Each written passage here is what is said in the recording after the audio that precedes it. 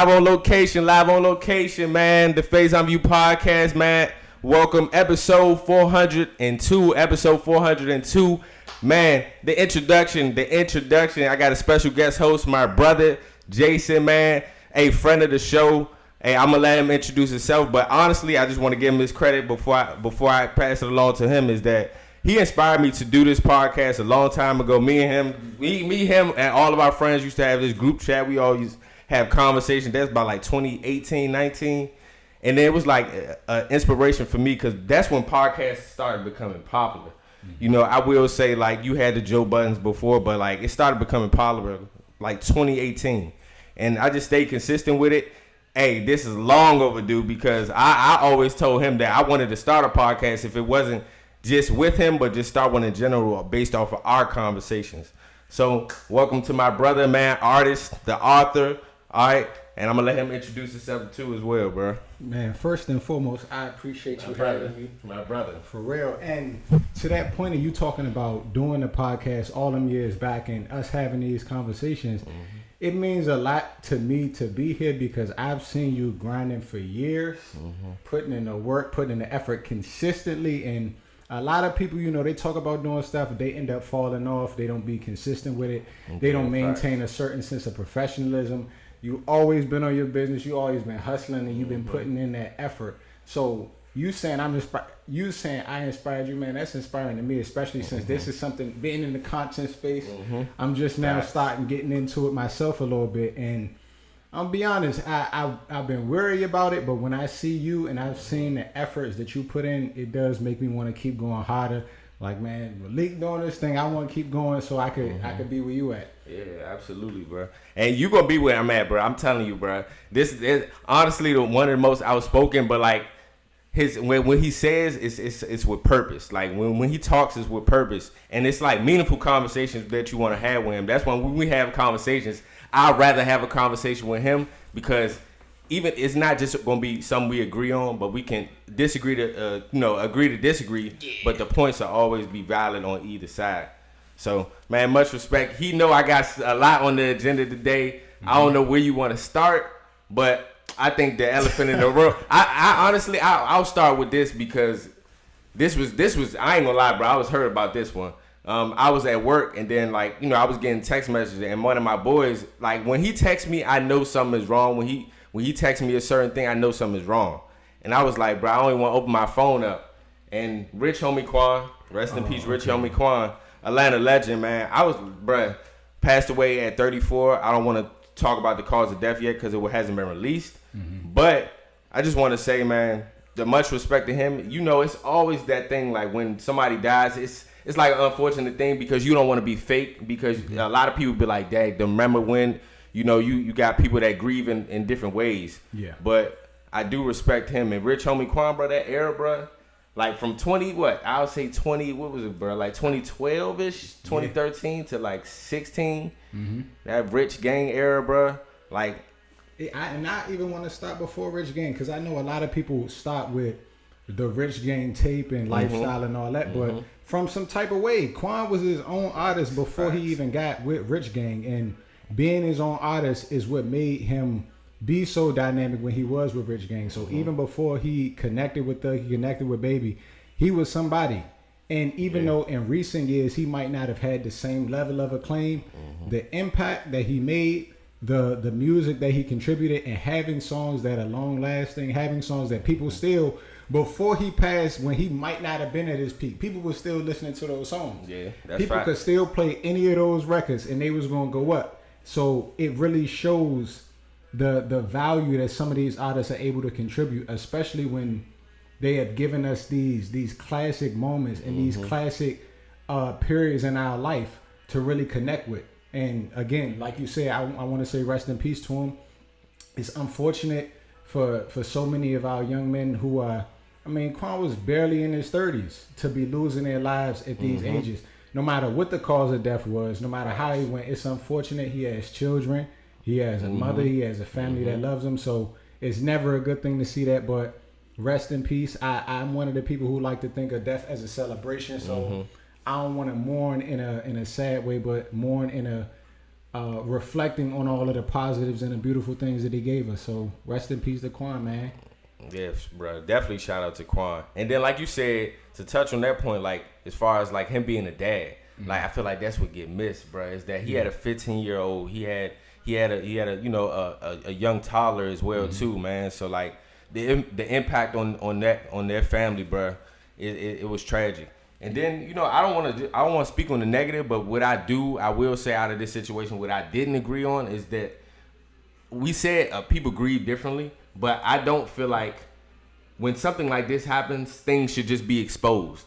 It's not even time. It's not even time. And you exposing secrets or exposing that you was a side chick or expressing your griefs. But you got to understand that the family right here is going through something. And when you release these statements, bro, now the family's impacted. Now you take everything off of what just happened with Quan and you put it on yourself. Yeah. And I be like, bro, that blows me because. It's like it's grief, bro, but it'd be like everything looks like clout right now, even if it's not. Because in that moment, bro, like I'm mourning, I'm going through stuff. I gotta look on my phone the next moment if I'm Quan's, girlfriend right now, and who actually that was the tragic part was that she had to cover him so the kids wouldn't see him in that type of way. So the thing to me, I told somebody this the other day and. Again, I don't really like to be too. I joke a lot, but when it comes to stuff like that, man, that's not even funny. I told somebody I miss the days when the side chick would just show up to the funeral, cry out on the back row, and then leave. Don't tell nobody. The internet that made women who are not even just women, because unfortunately, it's men doing it too. I just talked to you, bruh. Look at our last text messages and. Even the posting of certain videos and all that stuff, I don't like it personally. I'm not going to tell nobody how to grieve, but to me, if we're talking about grief, that really has nothing to do with the internet. So I don't really understand why I got to go on the internet. To me, the same way people talk about thoughts and prayers and they tweet it. If you praying, tell the Lord. Like, why you telling the timeline? I don't think Jesus really care if you tweet it or not. Go pray. In the same way, if you're grieving, if you're mourning, you just can't go look at the pictures. You just can't read the text messages. You have to tell everybody else. And as soon as you start to bring other people into that, you are subject to whatever opinions, whatever criticism that come with it. So even if you do have seemingly good intentions, just because your intentions good doesn't mean that you can't cause harm. And to your point, what if that person, and I'm gonna take it off Quan, what if that person's family or their children doesn't know that this is an aspect of their life? And now you doing that causes them to question the person that they mourning right now. So now I can't even look at my father in reverence the same way because now I got to think about all of these potentially negative things that came with him.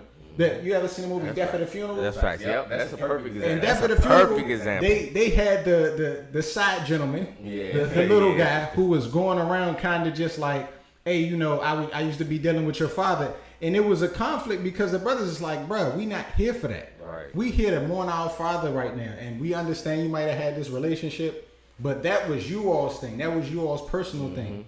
And if y'all wasn't on Front Street when he was here, you doing it right now takes the whole focus away from him, his passion, and his celebration of life and puts it on whatever little relationship y'all had going on.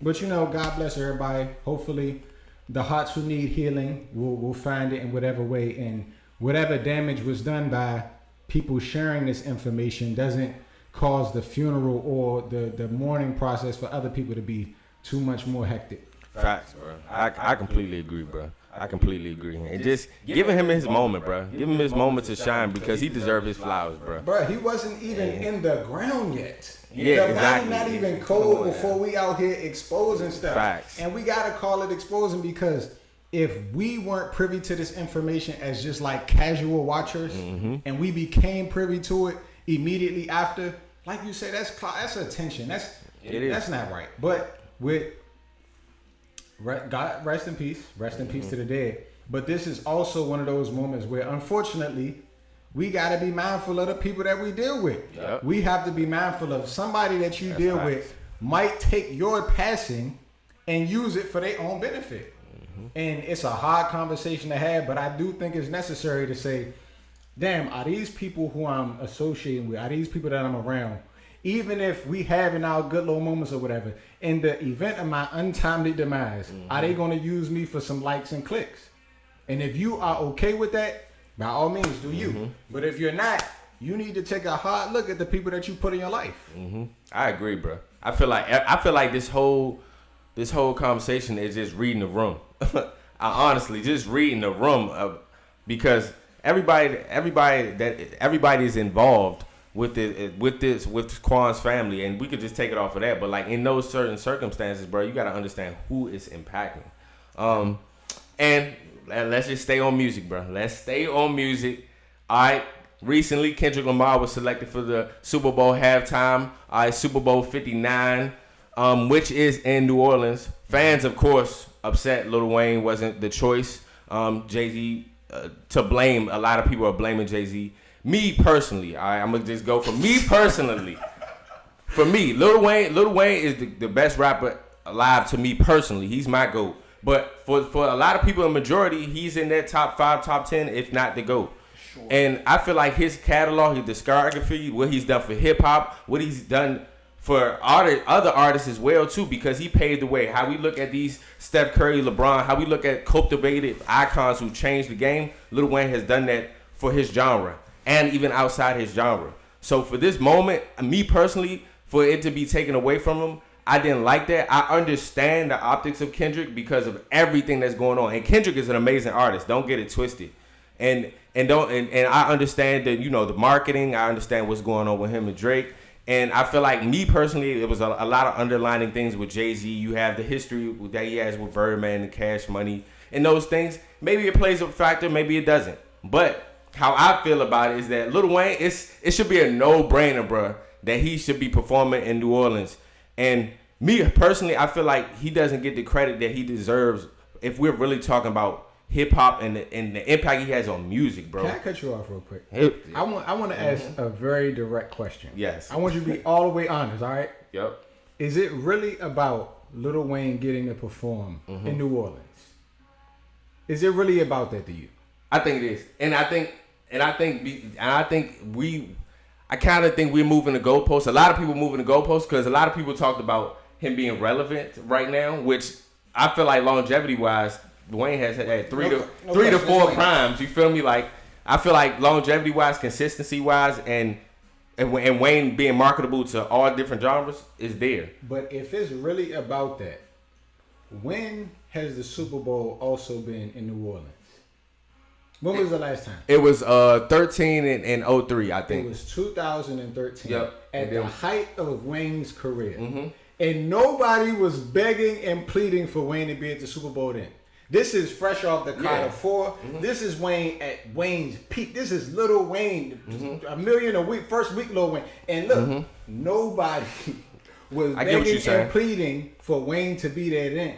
So now, the fact that everybody is doing it at this point makes it seem more like we just don't want Kendrick to get this moment. Nah, I don't think so. Because we want to use Wayne as a surrogate for Drake being there. Because let's keep it real. A lot of people wanted Wayne to be there so Wayne could bring out Drake. Drake, Nicki, Cash Money, Young Money. But hold on. And if we do that, if we talking about it's New Orleans, it should be Lil Wayne.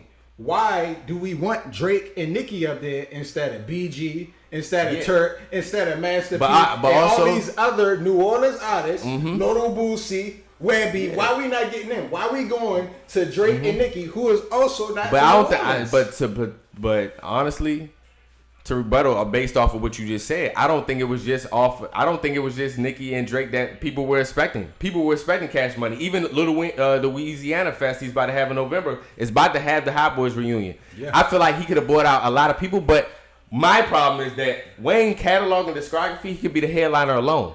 And he could. And based off of what Master P was saying, because Master P was named the entertainment ambassador for the Super Bowl, and he instantly stated after the statement was released that Kendrick was performing that Wayne should be a part of this moment. Bar none, he should be a part of this moment. For me, I feel like a GOAT like Lil Wayne should not come to a second option.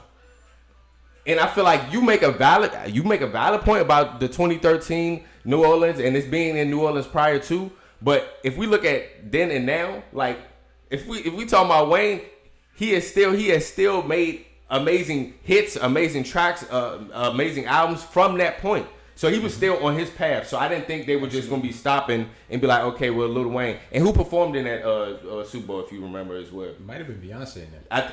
Beyonce and Bruno. Now, okay. But hold on, where Beyonce from? She ain't from New Orleans.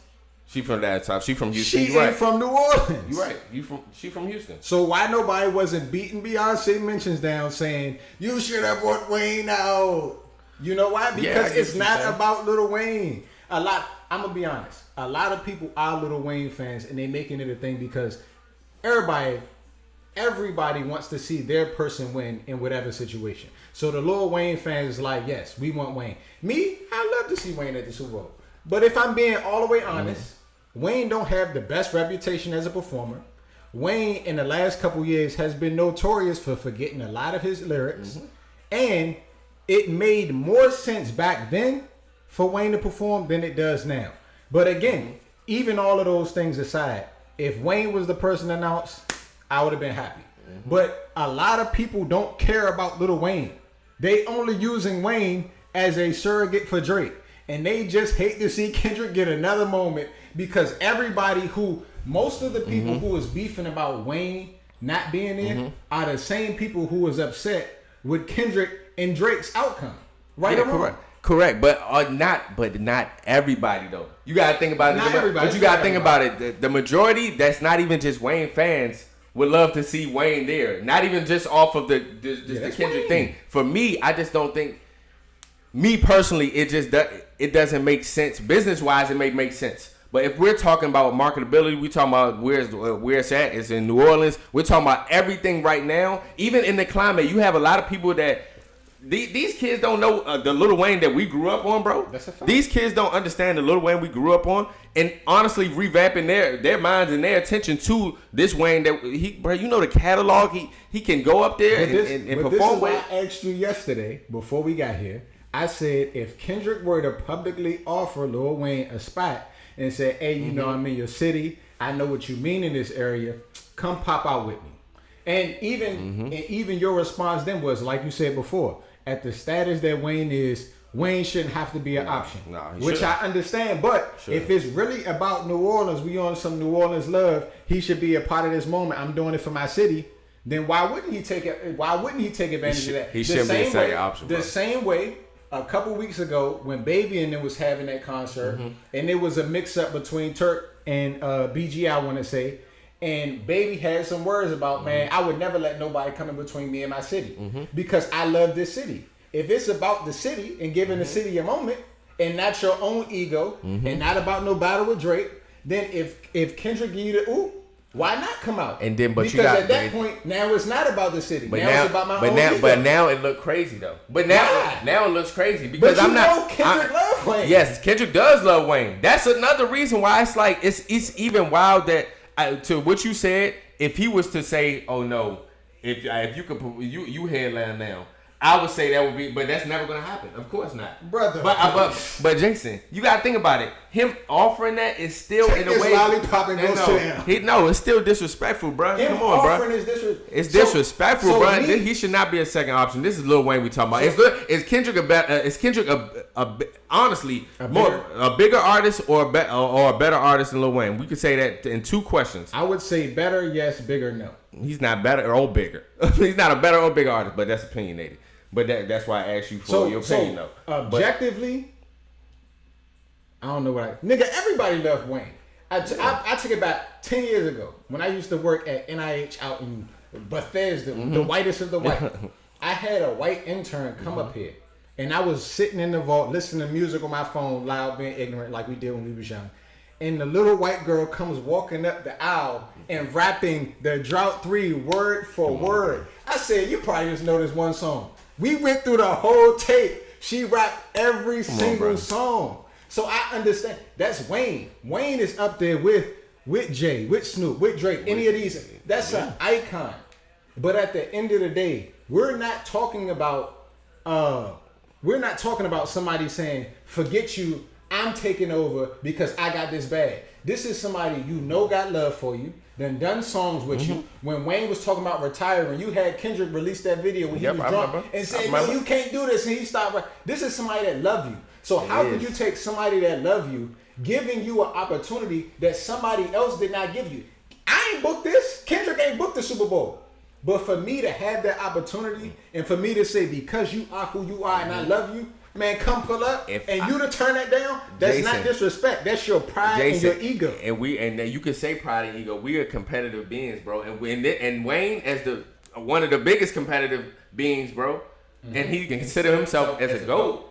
He's not, bro. Come on, bro. He should be a second option, especially in his own city. And also, what I say to a lot of my friends too is that I feel like the goalpost is being moved too, because a lot of people just like, well, it's not always in the, a person is not always performing in their city, like you said about Beyonce earlier. But you have a situation like Snoop and Dre. You know what I'm saying? Where those are cultivating moments, because what is a Super Bowl if you don't have Snoop Dogg or Dr. Dre there in LA? What are we talking about? So it's the same. It's the same thing for New Orleans. I wouldn't be mad if Lil Wayne came up there and had Cash Money, had No Limit, had whoever he had. That is a representation of New Orleans, bro. Like, come on, bro. Yeah. Do you take out? So do you personally? Do you think in your heart of hearts? Do you think at some point you can look at Kendrick and say he's milking this situation with Drake, with the Not Like Us song? Brother, get out of here. I'm talking about with the song. I'm not because they both dissing each other. So let me not answer your question with a question. No, I don't think that. Because what if we seen Kendrick do with Not Like Us? We seen him drop the song. I want to say it was on May 5th. Yeah, because I was in Florida. He dropped the song on May 5th. After he dropped the song, said nothing for 2 months into the 4th of July. I didn't say a word. I ain't get on Instagram. I ain't post nothing. Now, we don't know what's going on behind the scenes, but regardless of what is going on behind the scenes, if we're talking about milking it, we can only go by what we see. Now, I took 2 months off. I dropped the video. Okay. After I dropped the video, I did. I messed up. He dropped the song May 5th. The pop-out concert was June 19th. Yep. So I went a month. Right. Then a couple weeks after that, I released the video. I have not said anything publicly anywhere, until yesterday when I make this announcement. How I'm milking it. What are you talking about? How you milking the song? What are you talking about? with the Juneteenth and then also the July 4th. All of this is dedicated to one person, bro. It's all that. And honestly, the views won't be what it is if it wasn't for Drake. And you can say anything about J. Cole, but one thing J. Cole said that was valid, bro. We would not be discussing him if he was not dissing, bro. So Kendrick is Kendrick. Let's chop the favor because you saying how is he not milking it? Because I only said in the span of, let me see, what month we in right now? September? Yeah, all the way back to May. In the span of 4 months, I have said 4 things. How am I milking it? Bruh, so Drake be on Instagram every single week making allusions to the beef. It's over, brother. Why is he not milking it? We talking about Kendrick we talking about Kendrick who ain't saying Nathan. Drake done got fake Instagram accounts. He done been leaking records. He done been sneak this but everything Kendrick has said was directed to Drake. And everything that Kendrick has said directed to Drake has had plenty of views and marketability based off of him being the biggest artist, Drake, and you going up against this mega person as far as one of the best artists. And then he's also, Drake is going against not just Kendrick, bro. No, that's he's not just going against Kendrick. See, this is all false information. He's not just going against Kendrick. I'm here to chop this figure because you Drake fans be lying. Every single person who is this Drake this year outside of Rick Ross and Future, Future, every single person got dissed on For All the Dogs. Tell me I'm lying. You said outside of them too? Yep. Ain't we rocking with Party? Ain't nobody listening to The Weeknd. I'm anti. I'm anti. Yeah. You dissing ASAP Rocky. You dissing Metro. Am I saying you dissing? I'm not saying all of these people. I'm not saying that he doesn't deserve. You can't say he's beefing with all these people like they're ganging up on him. No, bruh. You start walking around here dragging your nuts on niggas, and they said enough. We're not saying we jumping him. Now. He thought that he was going to come over here and say F everybody in the room and be good. No, you're not, brother. We're sorry. We're not going for that. That still doesn't take away that it was still a 20 view run. It's not saying that he doesn't deserve the people coming at them, because we know behind the scenes, bro. We know that Drake is what he perceives hourly, and we're both Drake fans. I'm a fan. Yeah, I'm about to say we're both Drake fans. Don't get me knocked off. I got a fan. Nah, but we both Drake fans. But also we do understand that behind the scenes he looks funny in the light based on many different perspectives. I understand that, but I feel like with Kendrick right now, I don't want to see, me personally, I don't want to see a Not Like Us for the Super Bowl when we in New Orleans. When should we? No, because I want to experience Lil Wayne in New Orleans, bro, which will be a iconic moment for not just hip hop, for music, for entertainment, and it's crazy because Wayne is marketable to the NFL. He be in NFL commercials, he be in NBA commercials. ESPN? Having having songs to the NFL commercials, the intros. Come on, bro. But again, I'm just saying it would make the most sense. And let me go back to this. It's only because of Drake. The only reason why anybody discussing Kendrick is because of Drake. That's a flat out lie, bruh. Kendrick has a diamond song before he ever even touched this beef. So let's just start with the facts. He has a diamond record before we ever get to this beef. Correct. He has a Grammy award-winning last album, the album that nobody liked, that was so trash, that went platinum in less than however many months, in the same year it dropped. So even if a bunch of people didn't like it, clearly it's a lot of people who did. Then he went on a tour the following year, which was 2013. I done had one of the highest grossing tours of all time. Y'all talking about Kendrick like he's nobody. No, it's Kendrick is, but again, you said J. Cole said his facts that we only talking about you because it's this. J. Cole, you've been talking about me. You've been a fan of me. When Drake released Certified Lover Boy, J. Cole released that Heaven's EP song. Yes, correct. Kendrick and Drake, they like gods to me. Where was Kendrick at? He wasn't dissing nobody then. Yeah, right or wrong. He respects first person shooter. But he respects him. J. Cole. So don't sit here and say. But no, but it is valid. It is valid though, because Jason, bro, you know, even what's Kendrick's last album? Mr. Moore and the Big Steps. Yes, but prior to that, Kendrick was on a 6 to 7 year hiatus, bro. 5 years. That's fine. If you want to be, that's 5 years. He was unseen. We're not saying that we're not saying when he pops out. Let's stick with the facts. When he pops out, because if you go a year before Mr. Morale, you had Baby Keem who dropped. Kendrick was all over the Baby Keem record, and guess what? Multi-platinum records on there. Jason, stop. Tell me I'm lying. Stop it. Family Ties, if I'm not mistaken, stop it. He went on a 5 year hiatus. Have you not been hiatus if I'm dropping? Hold up. Have you not been critical of J. Cole before? Have you not been J. Cole critical when he was not dropping? He'll drop something and then he'll not drop for a certain period of time. It's the same thing I'm saying with Kendrick, bro. If we're talking about if we fast forward to when he dropped last year, Mr. Morale and the Big Step was 2022, 2023. Like how a lot of people are viewing it and how I'm viewing it right now is that what he said about if he wasn't this and we wouldn't be discussing him, it's a valid statement. We know Kendrick is Kendrick. Make me get to the. We know Kendrick is Kendrick. Let's get all the way to the science, my brother. All right, Kendrick's last album before Mr. Morale, if I'm not mistaken, was Damn. Yep, Damn came out amazing in 2017, right? Yes. In 2018, the following year, Kendrick did the Black Panther soundtrack. Now, even though that's not technically a Kendrick album, Kendrick hands is everywhere on damn near every record. Right or wrong? On the Black Panther, yeah. Black From Panther. what I remember. Yes. Like all of the stars and stuff. All of that. That's Kendrick. Yeah. Fast forward again. They had the other Black Panther soundtrack. Kendrick hands was all over that. Fast forward again. The Baby Keem project. Yep. Baby Keem is not only signed to me, that is my artist. I'm on the features with the records. Beyond Family Ties. We got the Range Brothers joint. We got the other song that they did with Tyler, the consistently dropped the music himself, Jason. He didn't drop an album for 5 years, bro. But see, that deals with being relevant. Me and you's Drake opinion is so different in this exact argument right here.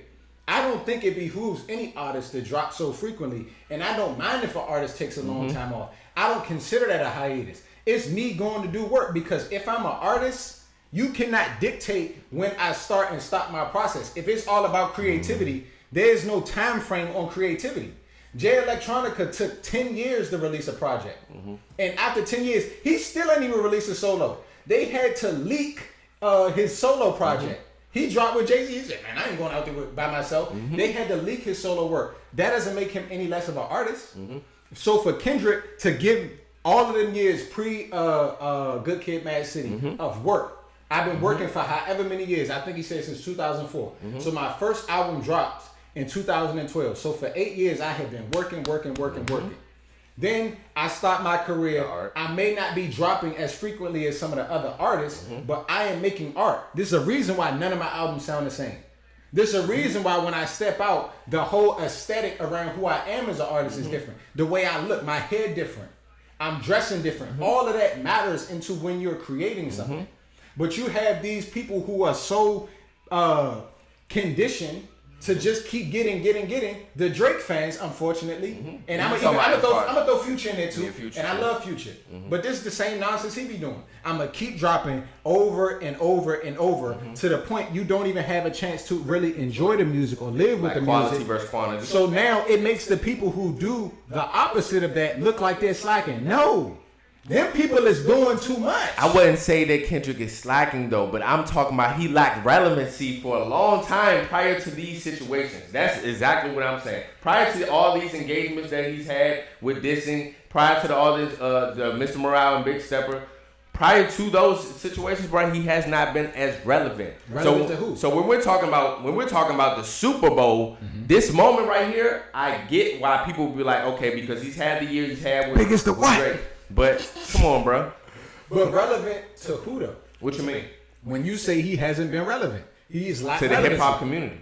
Why not? Or to the music community at that. He has not been prior to this, bro. What determines somebody's relevance to you? You said what? To you, what determines relevance? Honestly, them making. I would say consistent music, bro. Consistent music and being out there with your art, whatever that may be. And like you said, art takes time. So I appreciate what you're saying. And I appreciate that he takes time on his art because his art is great.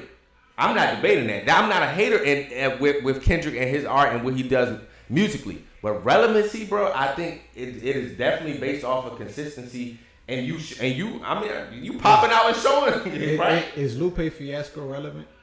You said is he relevant? Yeah. As of right now, no.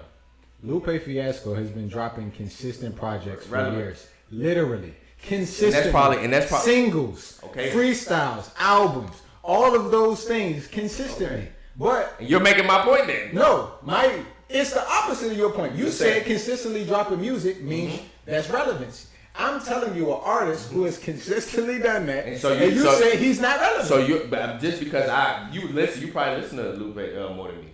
I do. Okay, so that's different in that regard. Because I wouldn't deem him to be relevant because I'm not looking for him, bro. That's the exact point right there. So when you say Kendrick isn't relevant, the people who are not going for Kendrick's music are never going to think he's relevant because they don't care about Kendrick music. It's a bunch of it is because most fans are not fans of specific artists. They're casual fans who get their taste from playlists, who get their taste from whatever on the radio or whatever on the club. Kendrick ain't making club music.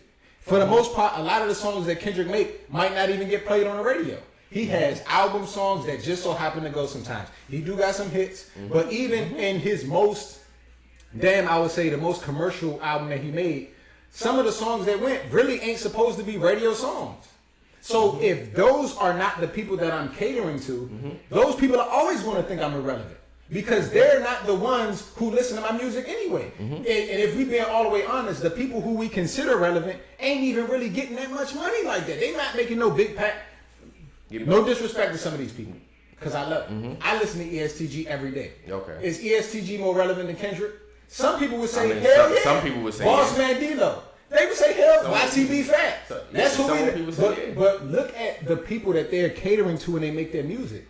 Those are not, in a lot of senses, because I do like both. I love ESTG. But though there's not a lot of overlap in that fan base. So because of that, the people who will determine who's relevant or who's not are not even the ones who are listening to a specific artist anyway. So you think relevancy is based off of your personal preference? No, because or preference. To me, relevancy is one of those words that you can use numbers as a metric. And as long as I am consistently getting numbers, you can't tell me I'm irrelevant. Now, for individual people, that is going to be preference. You can't tell somebody what they like, what they don't like. A lot of people might not like Lupe no more. Still love Lupe. So to me, Lupe always going to be relevant, for lack of a better words. But in terms of the grand scheme of what's going on in the hip hop culture, like you said, if I'd have been platinum for damn near every one of the years I didn't drop an album, how can you say I'm not relevant? So throughout these years that 2017, what was it? Damn came out 2017. From 2024, you're saying statistically or just in general, he's been relevant. Absolutely. I got J-Rock his first Grammy with that La Di Da Di Da. I did. You got Baby King. I wrote it. Baby King, we getting platinum records, King. Black Panther, we gonna sell this. The Black Panther soundtrack might be platinum. I brought Rihanna out of retirement with the Lift Me Up on the Black Panther 2. Stop playing. Nobody's hating on Kendrick. Like, no, I'm not saying Kendrick. But we talking like Kendrick has just been sitting in his room with no windows. Brother, just because he been dropping an album consistently, all these people who keep making that point, y'all wasn't checking for him no way. But y'all don't want to say that because you know it takes away some of the credibility of your argument because you want to try to make it seem like I'm objective. And this Kendrick stuff really ain't like that. No, you're not. You're not objective. So this is why when he get on a song and say, y'all don't like the West Coast, I'm fine with it. Because there's a whole nother coast. I love West Coast music, so I be listening to a lot of them over there. It's a whole bunch of artists on the West Coast who might only have a bass out there that's already gold, that's already platinum. People over here might say, them people ain't relevant. But it's because y'all don't listen to that. That's not what you're going for. So it's not fair to the artist to say that somebody isn't relevant because you don't want to listen to them. Me, I'm not a big J. Cole guy. I do like some of the J. Cole music, but the same way I could say I'm a Drake fan, I honestly don't really know how much of a J. Cole fan I am. I'm like a 6. That's why I was saying, well, what you say, everything you're saying is valid, but it does contradict how you use J. Cole. But in that, I can't say J. Cole ain't relevant because J. Cole been doing his numbers since 2010. He ain't relevant to me because the people I don't like, they don't want to hear that. Correct. And that's fine. I might listen to it. I made it a whole J. Cole play. J. Cole changed my mind on First Person Shooter. I thought he smoked Drake so much. I said, nah, I'm back on him. And I went and I tried to make that a part of my daily rotation. But whether I was listening to J. Cole or not, Middle Child went diamond. That album, the 4 Yards Only. I ain't like 4 Yards. I do like Changes on that. That's my joint. Yeah. But those albums was doing their numbers. He was getting all of his looks. He was selling out these tours. His festival was going up. All of those things. So it don't really matter if I thought he was relevant or not. So all the people who saying Kendrick not, you're hating. Like, there's no way objectively not to look at that. But if I'm platinum every one of these years and you saying I'm not relevant, you being a hater. Straight up. I don't know about that. I really don't. I really respect your opinion because for me personally, I'm not a hater, but you can checkmate me on the objectivity thing. Because, like to what you're saying in that point about relevancy, yeah, I may not be checking for Kendrick, so I can't even deem if he would be relevant or not. But I am actually checking for Kendrick, and honestly, from my standpoint, and me as a fan, damn, I haven't seen anything from that. And maybe that is selfish for us as fans to do that, and I get that. But in totality, like for where we started, I just think Wayne should be performing, bro. Like, cause that's where we started. But like, I just think Wayne should be performing. Football is back, bro. Football is back. He Dallas fan. I'm Washington fan. But I'll be honest. I dropped my Dallas flag. Why? Because I hate that. Dak, if you see this one day, and he just got a contract. Me and my father is looking for you. That we owe you. I know you gotta forgive me, but no. The Cowboys, dog. Stop it. It's already too late, but stop. Jerry Jones, awful. Gotta go. Yeah. But the fact that he still made that bonehead decision to give Dak a contract, I understand we was in a bad spot. We wasn't going to get nothing for him. I would much rather not get anything for him to have to keep getting my hopes up for nothing. I'm in an abusive relationship with the Cowboys because they keep stat padding every year. And every time I put my flag down and say I'm done, they get a 40-point game, and I start looking again. Then they went there at the top of the division. Or they 13-3. And then we get to the biggest moment ever. Interception, pick six, turnover. And now I'm back damn near breaking my hands because of the damn Cowboys. Yeah. I'm right with you, bro. I'm right with you. You got to think about it. At least y'all have had a consistent quarterback. We've gone through 11 quarterbacks. I've been through a lot with Washington. I'm just happy it's a new regime and just a whole new fresh start.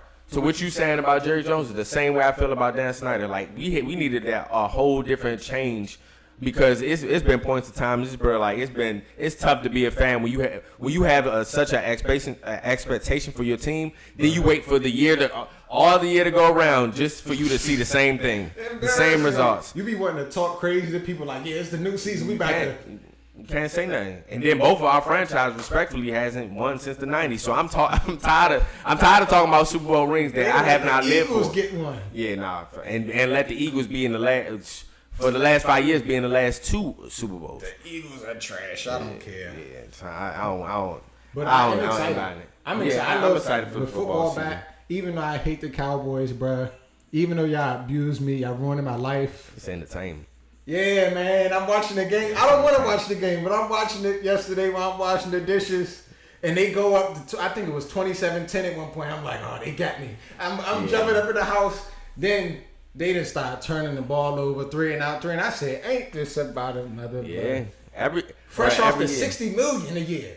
We turning the ball 3 and outs. And he even had the best game. Y'all defense went crazy yesterday. But to me, and I don't know how granular we going in on football. Dak, to me, is a top 10 quarterback off stat padding. Straight up. Who was y'all quarterback last year? I feel the same way about Kirk Cousins. But another one. That's the same. But who was the boy y'all had last year? Oh, it's my boy Sam Howell. He was another one. Sam Howell's stats looked great last year. That's a good example. Stat padding. That's a good example. And you have a lot of these players who, I ain't knocking you. Black man, get your money. You deserve it, even though I hate you. And we still looking for you. But I want them to get paid. Yeah. But ultimately, you don't deserve that. Yeah. That's called it a stack. He should not. Me personally, of course, he should not be the highest paid quarterback in the NFL. Who should though?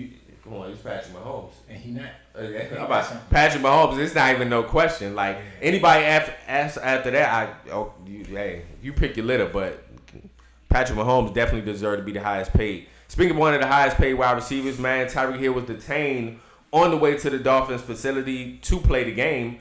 And the office, they use a really excessive force. Like this is wild. And one thing he did say in quote after the game was that, what if I wasn't Tyreek Hill? That's what shocked me, because if you seen the video, it was excessive force over a traffic stop. And these things don't continuously happen. And it's disheartening, and also the officer, of course, he was already put on administrative leave. But I mean, it's so many examples of these things happening, bro. Like it's tiring. It's tiring. And no matter if you're a celebrity, no matter who you are, bro, it can really happen to you. It can happen to you at any given time, bro. And like honestly, I just feel like something got to be done. I'm just tired of seeing the abuse of power, bro. Can I be honest though? Well, what happened? You better keep it stacked. Can I be all the way honest? If I'm being real, I'm kind of glad it happened. Well, to Tyreek Hill, to Tyreek specifically, and I'm a little bit mad that it didn't go on for longer because I did pick Jacksonville on FanDuel, and I'm like, they should have kept him. He too good, bro.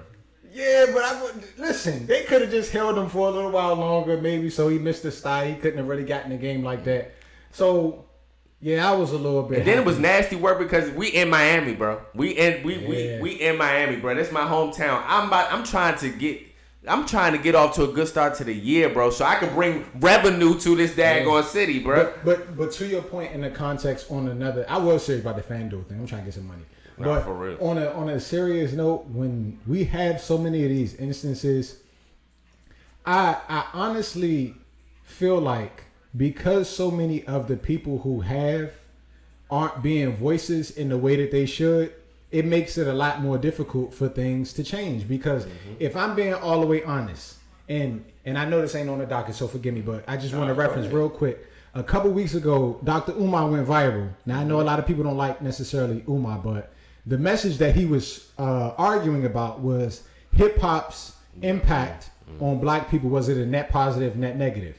And I would even expand that to some of our athletes and just our wealthier class of black people.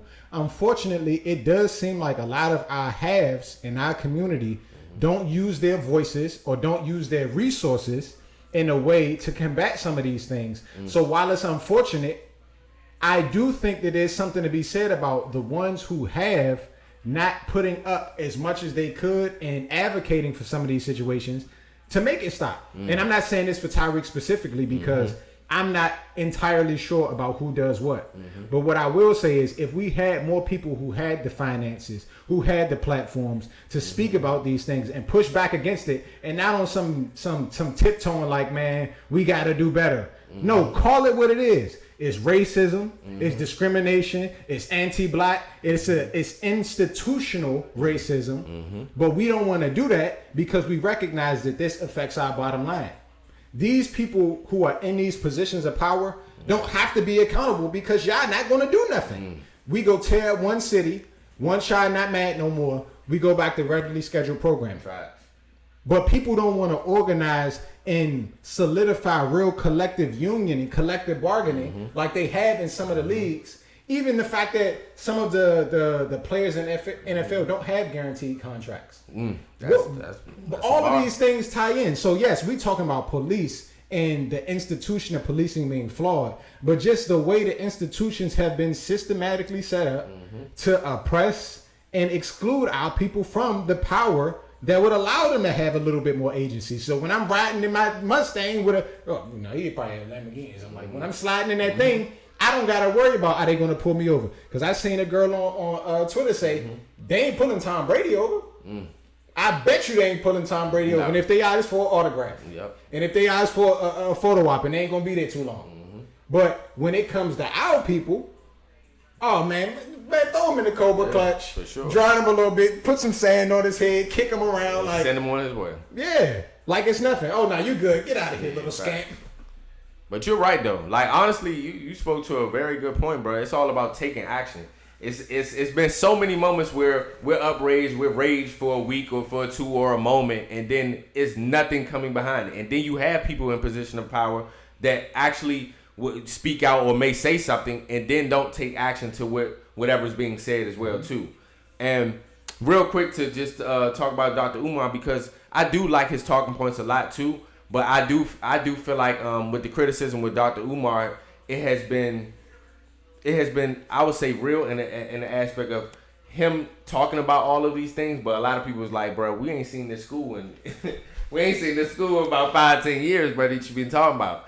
And I wanted to talk to you about that, about specifically his statement about hip hop more of a negative or positive, because he was on the side of being negative. I just feel like in this case, bro, I feel like how we listen to music and how I feel like we shouldn't be as impressionable, because what hip hop has done, it's really been in a more positive manner, but we just only glorify the negative aspects of hip hop. So as far as like what Dr. Umar say, I take a lot of things that he say serious, and I think he makes a lot of good points. But in some instances too, just like you said, I feel like action need to be taken. So I agree, but if we were to even tie it back to the point around Tyreek, and we think about the way that some of the things just in our, I'm gonna say black culture, I'm gonna take it beyond just even hip hop. Conditioning matters. Conditioning matters a lot. So even some of the messaging around, once you get money in the entertainment business, whether you're an athlete, whether you are a musician, whether you are a creative artist or whatever the case, there's always this idea of your community now wants to victimize you. We crabs in the bucket. So don't come around here no more because we're going to victimize you. And in some instances, not even some, let's speak fact. A lot of instances that has been true.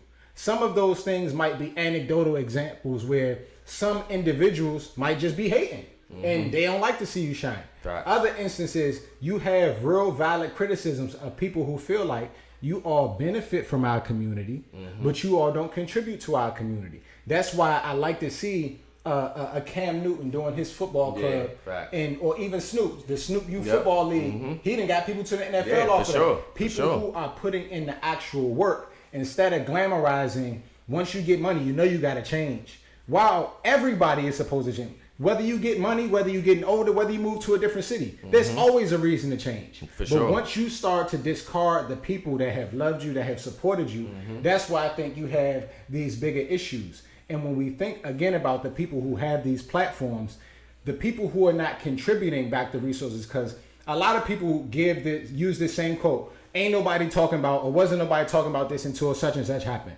There's always people talking about it. If you look for it on the internet, you can find it. I could probably find a monkey fighting an orangutan right now if I wanted to. There is some black person right now on YouTube, on TikTok, on Twitter, Instagram, wherever you want to find it, that has read the books, that has got a community organization, that has done the work, but might not have access to the resources. And there's somebody who doesn't know a goddamn thing, but they have the resources that are not contributing, not supporting. So we not saying that these people supposed to be geniuses. We not saying that all of our athletes and our media people need to be the voice piece to speak up. Because sometimes you might say the wrong thing, and that might be a reason why you don't say nothing. Because listen, man, I don't want to offend nobody. I ain't really read on it. Back to our J. Cole point a couple years ago with the J. Cole and No Name thing. If you don't know, why not put somebody in position who does, or contribute to somebody who does, especially if you have the resources? Because that shows genuine care. If you really cared about these people and these issues, you gonna do something about it. Non-issues don't get brought up. Now, if it's annoying, like, damn, they did pull me over, they told me I was speeding. But then you go back into your regularly scheduled programming, you didn't really care about the police. You were upset that it happened to you. And we should always care about the pain of others, because it's never long before it becomes our own. And a lot of times these people forget. I think it was Cornel West. I could be wrong, but during the Obama presidency, there was a scholar who got wrangled up by the police. They manhandled him, did him real filthy. And again, this is under Obama when quote unquote racism ended. But a lot of people didn't look at that because they like, man, ain't nobody worry about that. He just nobody. But when we do it to the people who got a couple dollars, when we do it to the people who have a name, we care a little bit more. And we can't be like that. We got to care about everybody. We got to care about when the Spanish boy get bust upside his head. We got to care about when a woman get bust upside her head, when an old white man, when a little kid. Because even though I'm super pro-black, I'm black people first, I have a hierarchy. I care about my people first, honestly.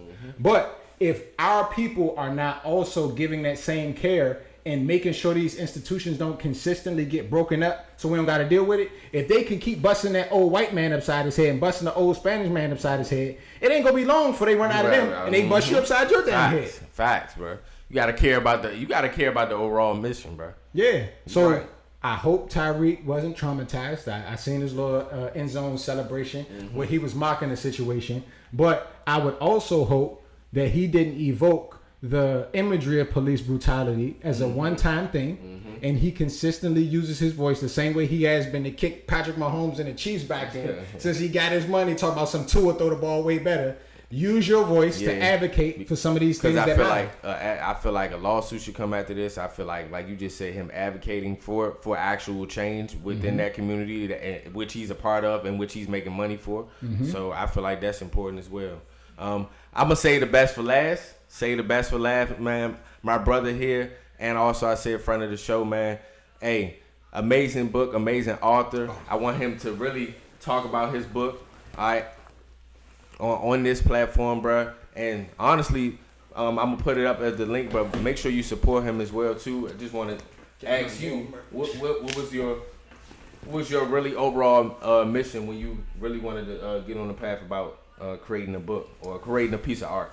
So for me, I think back when I first started writing this story, I didn't think I was writing a book. I was just writing. And my journey as a writer goes back to maybe when I was in like third grade. I used to draw. In my mind, I always thought that my version of being a creative was going to be drawing. I wasn't as good at drawing as I thought. Because I got to middle school, I started being around this boy, Dakota. He used to draw really, really good. We used to make up this little game. We was drawing our little characters and stuff like that. And again, he was so much better than me, I ended up just stealing all of his. And since I couldn't really figure out the way to draw as good as him, I started connecting the stories. So fast forward to when I got to high school. In 9th grade, I actually failed English and I stayed back. So I was in English twice.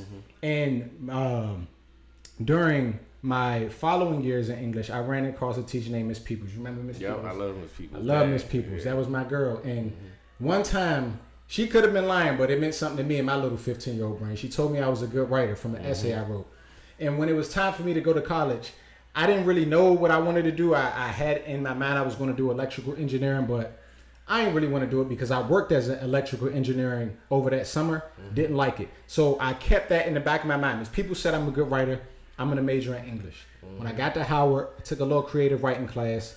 One of my professors, Professor Elam, that's my girl to this day, really complimentary of my work. A lot of my classmates complimentary. They enjoyed the stuff that I did. So it kind of rebirthed that passion that I had when I was younger.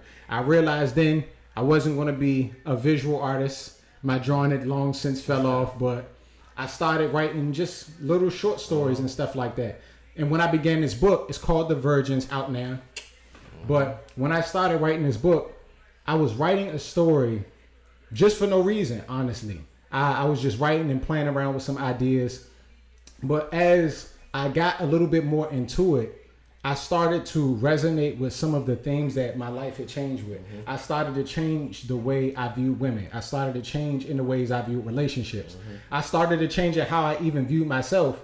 And I thought a lot about how poorly I was conditioned to treat the women in my life, to treat even myself based on some of the things that I've seen, based on some of the things that my environment would even advocate for. And not to double back to that hip hop conversation, but some of the things in our culture have not been very friendly to women and have even been very negative. And I think about the way those things impacted me. When I went to college and I'm reading more and I'm hearing more opinions from women and I no longer have the blinders on, I start to resonate with different ideas. And that gave me the heart of the book. So I wanted to write a book to capture what my new ideas around love and relationships were. But it honestly became more of an exploration about the differences between the values that we grow up with and the values that we get as we journey through life, and how you make those things, how you synthesize those things into who you are. Because I realized I was a different person, but it was hard to be a different person if I was in the same environment and the people that I was around still expected a certain thing of me, or they still behaved a certain way.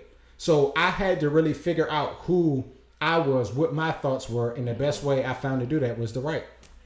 That's dope, bro. That's dope, bro. And it's been amazing to see your journey too, and it's crazy because like how you can see certain things in people. Like I've always looked at Jason as like a really articulate person. Like so, anytime that I've looked at Jason, I've always like, well, not just in debate, but like him as an artist for real. We've always had conversations about art, but I felt like it was real how his perspective was because, and now like seeing you transition into the book, but just transitioning and when reading the book and understanding everything, it's like you're pouring your experiences out, and it's so relatable because it's really always being here for me, bro. My brother, man, amazing episode, man. We gonna definitely have him more and more, man. Hey, cause we got a lot to talk about. I feel like we have a lot of differences in opinions, and I feel like it makes good for. I feel like this makes good for content, but makes good for conversation. Yeah. So, man, much love, my brother, man. Hey, man, make sure you guys tap in, like, share, subscribe. The Faison View Podcast, man. Yes, of course. I said at the beginning how much I really enjoyed watching Malik's journey, and I'm being all the way real when I say this. There's a lot of people who started podcasts, who have started little shows and things like that, and they haven't been consistently working and grinding. I want Malik to be one of those pillars in our area because we have a lot of people in this area who might be just playing around doing their little shows, whatever, and they're not doing the numbers that he doing. They're not doing the work that he doing, and they getting looks that they might not deserve just off of whatever clout or whatever they might have, but they're not putting in the work that he's putting in. So I salute you, and I want to say for anybody who does make it to this portion of the video, my word might not mean much, but come to the Faison View, support my man, like, subscribe. If he drops some merch, purchase it. Get him some sales when he do his live shows. all of those things. And for the people who are genuinely working in our area, in our community, and in your area and community, make sure you respect those things. Don't just watch it and don't say nothing. Give them some love, give them some feedback, share it with somebody, tell a friend, because all of those things matter. If we want the nonsense to fade away, all of the board job conversations about nothing that's not helping anybody, we got to support the people who are doing their work. So I wanted to say that at the end again. Real love, bro. Much respect.